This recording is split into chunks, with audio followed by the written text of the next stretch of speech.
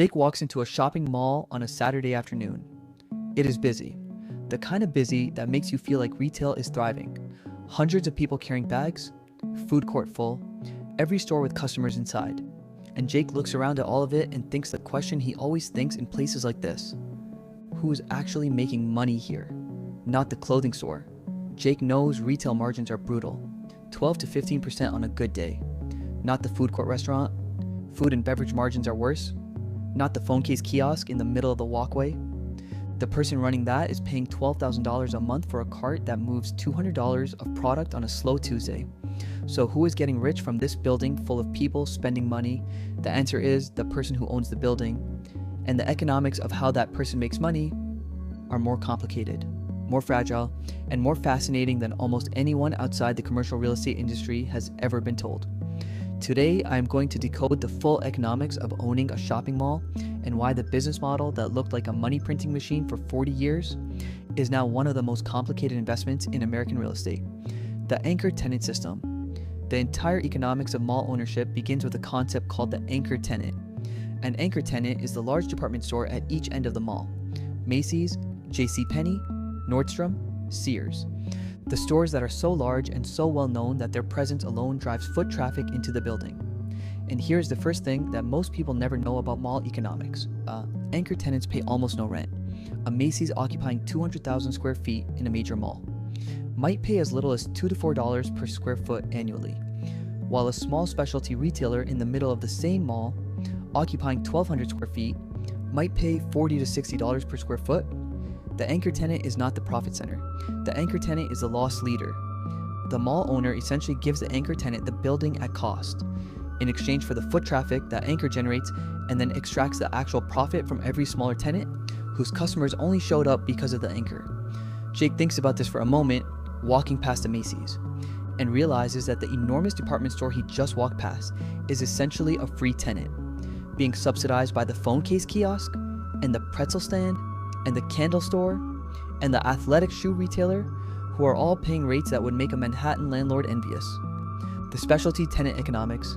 The real money in mall ownership comes from the specialty tenants, the stores in the middle of the mall that everyone actually buys from. And the economics of those leases are specifically designed to maximize the mall owner's income in ways that most retailers did not fully understand until they were already locked in. Most specialty mall leases are not simple flat rent agreements. They are percentage rent leases, where the retailer pays a base rent plus a percentage of their monthly sales above a certain threshold, which means that when business is good, the mall owner automatically captures a share of that upside. When business is bad, the retailer absorbs all of the loss, while still owing the base rent. The food court economics. The food court is the most expensive real estate in any mall, and the most complicated to operate profitably. Food court tenants pay premium rates for their small footprints, because the mall owner knows that food drives dwell time.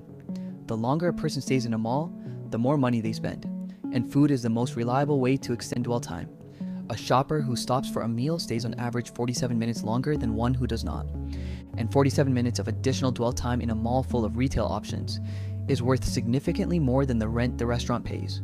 The food court is not a convenience for shoppers. It is a strategic retention tool that the mall owner uses to extract more value from every visitor who walks through the door. The anchor tenant death spiral. Here's why American malls are dying, and it has almost nothing to do with Amazon. When an anchor tenant leaves a mall, the lease agreements with specialty tenants almost always contain something called a co-tenancy clause. A co-tenancy clause says that if a major anchor tenant leaves the mall, the specialty tenant has the right to renegotiate their rent or exit their lease entirely, which means that when Sears closed, every specialty retailer in every mall that had a Sears immediately had the legal right to either pay dramatically less rent or leave entirely. And when the anchor leaves and the specialty tenants renegotiate or depart, the foot traffic drops. And when the foot traffic drops, the remaining specialty tenants miss their sales thresholds. And when they miss their sales thresholds, they cannot justify their rent, and they leave too. And the spiral accelerates in a direction that the mall owner cannot reverse without a new anchor, who does not exist, because the department store industry has been in structural decline since 2005. The financing reality. Owning a mall is not just a real estate investment, it is a complex financial structure. Most malls are owned by real estate investment trusts, REITs, companies that are required by law to distribute 90% of their taxable income to shareholders, which sounds like a generous arrangement until you understand that it means the REIT cannot retain capital to reinvest in the property, which means that when a mall needs significant capital investment, new anchors, renovations, repositioning, the REIT has to raise that capital through debt or equity offerings, both of which have costs and risks.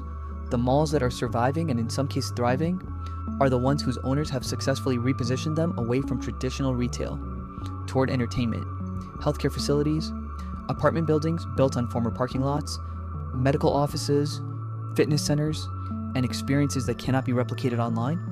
The mall that survives is no longer a place to buy things. It is a place to do things.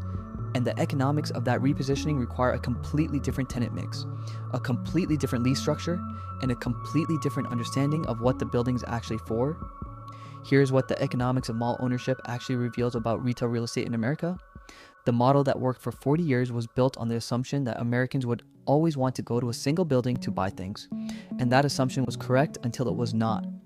The mall owners who recognized the transition early, who repositioned aggressively, who replaced anchors with entertainment and healthcare and food halls, are generating returns that the traditional department store anchored mall cannot match.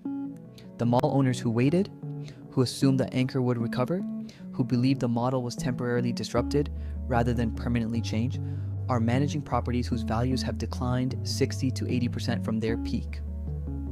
Jake walks out of the mall with a coffee from a national chain that is paying $42 per square foot for the space it occupies, and thinks about the anchor tenant at the far end that is paying $4, and the owner who is collecting from both, and the specialty retailer in between who is paying $55 and wondering why the margins keep shrinking, and realizes that the mall he just walked through, which looked like a money printing machine from the outside, is actually a financial ecosystem of extraordinary complexity, where the people who understand the economics make money, and the people who do not subsidize them.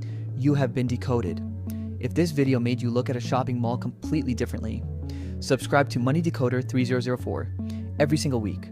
We decode the economic systems hiding inside the familiar places and institutions of everyday American life, simply, honestly, and clearly. Drop a comment below. Is there a mall near you that is thriving or one that is dying? Tell me what you are seeing. I read every single comment, and I will see you in the next decode.